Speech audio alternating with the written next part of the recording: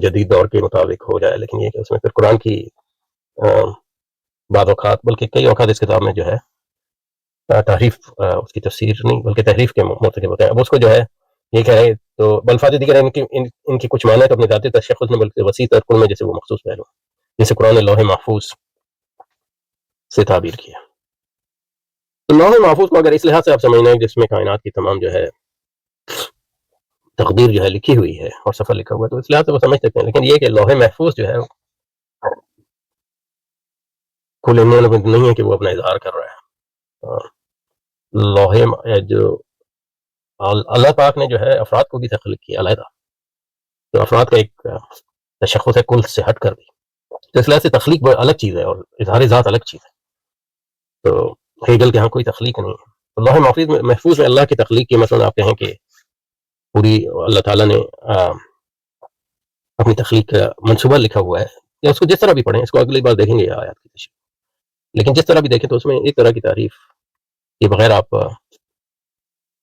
اس کو اور کچھ نہیں کہہ سکتے، کیونکہ لوح محفوظ جو ہے اس کا اظہار نہیں ہے کائنات، یعنی سیلف ایکسپریشن نہیں ہے. لوح محفوظ کوئی خدا نہیں ہے، اور خدا جو ہے اپنا اظہار نہیں کر رہا، یعنی اظہار یعنی اپنا اس نے اپنے آپ اس نے چاہا کہ اس کو جانا جائے، یہ الگ بات ہے، لیکن یہ کہ وہ بیچ کی طرح نہیں ہے. خدا جو ہے ذات ہے، وہ مکمل ہے، وہ اپنے آپ کو مکمل نہیں کر رہا.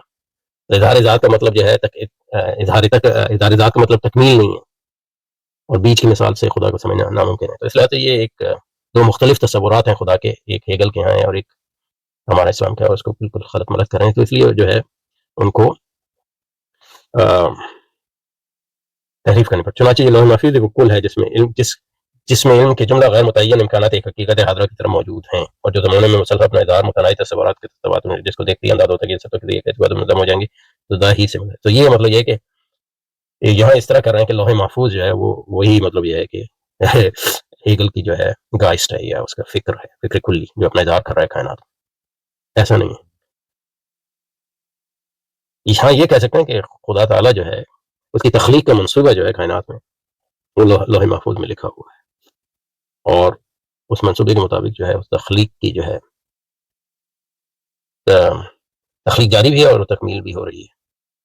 لیکن یہ کہنا کہ لوح محفوظ وہ کل ہے جس کی علم کے جملہ غیر متعین امکانات شروع سے موجود ہیں، ٹھیک ہے، لیکن یہ یہاں کہنا کہ جو زمانے میں مسلم اپنا اظہار متناہی تصورات کیسے تواتر کی شکل میں کر رہا ہے، تو یہ ٹھیک نہیں ہے. مطلب یہ کیونکہ وہ جو امکانات وہاں موجود ہیں اس کا اظہار جو ہے نہیں ہو رہا، اس کی تخلیق ہو رہی ہے. پھر تخلیق جس طرح ہوئی ہے پھر چیزیں جو ہے اپنے کل یعمل والا شاکل تھی وہ پھر، لیکن وہ جو اللہ تعالیٰ نے اس کو، تو اصل میں یہاں خدا کے دو بالکل مختلف تصورات ہیں جن کو ریکنسائل نہیں کر سکتے آپ.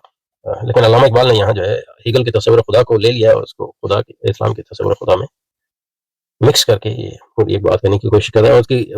اس کی مقصد یہ ہے کہ ایک تو مطلب یہ کہ مغربی تہذیب سے متاثر ہیں کہ وہ غالب ہے، تو اگر یہ ثابت ہو جائے کہ اسلام اس کے فلسفیوں کے کچھ تصورات کے مطابق جو ہے اس کو ڈھالا جا سکتا ہے، تو یہ گویا اسلام کی حقانیت کا کوئی ثبوت ہوگا. لیکن اس کے نتیجے میں اسلام کو مسخ کر رہے ہیں، اسلام نہیں ہے. بہرحال اس کو جاری رکھیں گے انشاءاللہ.